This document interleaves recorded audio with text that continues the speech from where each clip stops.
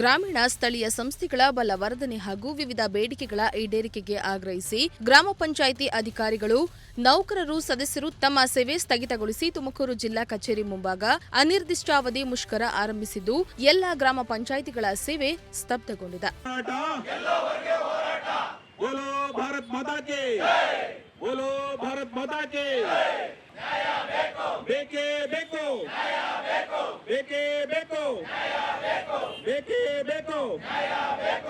ರಾಜ್ಯದ ಎಲ್ಲ ಪಂಚಾಯಿತಿ ಅಭಿವೃದ್ಧಿ ಅಧಿಕಾರಿಗಳ ಹುದ್ದೆಗಳನ್ನು ಬಿ ಗುಂಪಿನ ಹುದ್ದೆಗಳಾಗಿ ಉನ್ನತೀಕರಿಸಬೇಕು. ವೇತನ ಶ್ರೇಣಿ ನಿಗದಿ ಮಾಡಬೇಕು. ಮುಂಬಡ್ತಿ ವಂಚಿತರಿಗೆ ಕಾಲ ಮಿತಿಯೊಳಗೆ ಮುಂಬಡ್ತಿ ನೀಡಬೇಕು.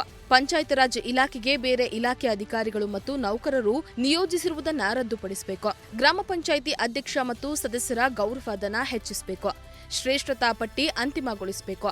ಕಾರ್ಮಿಕರ ರಾಜ್ಯ ವಿಮೆ ಮತ್ತು ಭವಿಷ್ಯ ನಿಧಿ ನೀಡಬೇಕು ಹಾಗೂ ಬಡ್ತಿಯಲ್ಲಿನ ಸಮಸ್ಯೆಯನ್ನ ತುರ್ತಾಗಿ ಪರಿಹರಿಸಿ ನೇರ ನೇಮಕಾತಿಯಲ್ಲಿ ಆದ್ಯತೆ ನೀಡಬೇಕೆಂದು ಪ್ರತಿಭಟನಾಕಾರರು ರಾಜ್ಯ ಸರ್ಕಾರವನ್ನ ಆಗ್ರಹಿಸಿದರು. ಪ್ರಮುಖವಾದ ಬೇಡಿಕೆಗಳು, ನಾವು ಪಂಚಾಯಿತಿ ಅಭಿವೃದ್ಧಿ ಹುದ್ದೆ ಸೃಷ್ಟಿಯಾಗಿ 14 ವರ್ಷ ಆಗಿದೆ.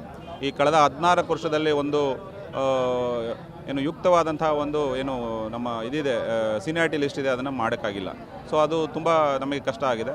ಸೊ ಆ ಒಂದು ಸೀನಿಯಾರಿಟಿ ಲಿಸ್ಟನ್ನು ಮಾಡಿ 14 ವರ್ಷದಿಂದಲೂ ಕೂಡ ಮುಂಬಡ್ತಿಗೆ ಕಂಟಕ ಆಗಿದೆ. ಅದನ್ನು ತಕ್ಷಣವೇ ಮಾಡಬೇಕಾಗ್ತದೆ ಮತ್ತು ಅದನ್ನು ನೀಡಬೇಕಾಗ್ತದೆ. ಅದು ಪ್ರಮುಖ ಪಂಚಾಯಿತಿ ಅಭಿವೃದ್ಧಿ ಅಧಿಕಾರಿಗಳ ಬೇಡಿಕೆ.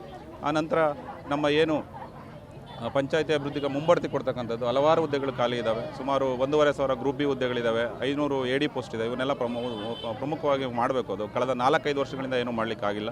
ಅದನ್ನು ಮಾಡಬೇಕು ಅನ್ನೋದೊಂದು ಪ್ರಮುಖ ಕೋರಿಕೆ.